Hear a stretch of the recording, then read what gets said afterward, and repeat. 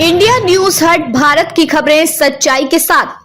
महाराष्ट्र की राजनीति में एक बड़ा मामला सामने आया है, जहां डॉक्टर बाबा साहेब अम्बेडकर के वारिसों की जमीन पर अवैध मल्टी स्टोरी बिल्डिंग बनने का खुलासा हुआ है। यह जमीन कल्याण क्षेत्र की है और इस पर एक विशाल इमारत के निर्माण को लेकर विधानसभा में गंभीर सवाल उठाए गए हैं। इस मामले ने न केवल प्रशासनिक तंत्र की साख पर प्रश्न चिन्ह लगाया है, बल्कि स्थानीय निकाय के अधिकारियों की मिलीभगत को भी उजागर किया है। राजस्व मंत्री ने विधानसभा में जानकारी देते हुए बताया कि कल्याण डोंबिवली म्यूनिसिपल कॉर्पोरेशन के कुछ अधिकारियों की मिलीभगत से लगभग 3200 वर्ग मीटर जमीन पर अवैध निर्माण की अनुमति दी गई थी। यह जमीन डॉक्टर बाबा साहेब अम्बेडकर के वंशज यशवंत भीमराव अम्बेडकर के नाम पर दर्ज थी। हालांकि अब यह प्रकाश अम्बेडकर और अन्य संबंधित व्यक्तियों के नाम भी दर्ज है। इस भूमि पर कुल 72 फ्लैट और 8 दुकानों के निर्माण की अनुमति मिली थी, जो पूरी तरह से अवैध और नियमों के खिलाफ था। यह इमारत निर्माण की प्रक्रिया तब तक जारी रहेगी जब तक इसे ध्वस्त नहीं कर दिया गया।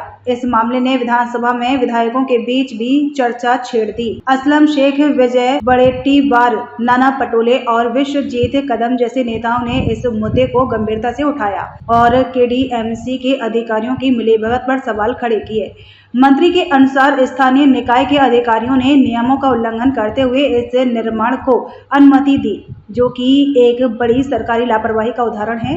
उन्होंने कहा कि जांच जारी है और दोषियों के खिलाफ कड़ी कार्यवाही की जाएगी। हालांकि यह सवाल अभी भी बना हुआ है कि इतने बड़े पैमाने पर अवैध निर्माण कब और कैसे हो सका, जबकि संबंधित विभागों को इसके बारे में पहले से जानकारी मिलनी चाहिए थी। यह मामला उस समय और भी ज्यादा गंभीर हो जाता है जब यह ध्यान में आता है कि यह जमीन सामाजिक न्याय के प्रतीक डॉक्टर बाबा साहेब अम्बेडकर के परिवार से जुड़ी है। इस प्रकार की अनियमितताएं उनके नाम और उनके द्वारा शुरू किए गए अधिकारों के महत्व को कमजोर कर सकती है। समाज के कमजोर वर्गों के लिए लड़ाई लड़ने वाले अम्बेडकर परिवार के नाम पर ही अवैध निर्माण की अनुमति मिलना एक बड़े नैतिक संकट की ओर इशारा करता है। विधानसभा में उठे सवालों ने प्रशासन की जवाबदेही पर भी प्रश्न खड़े किए हैं। ऐसे में यह देखना होगा कि राज्य सरकार इस मामले में क्या ठोस कदम उठाती है।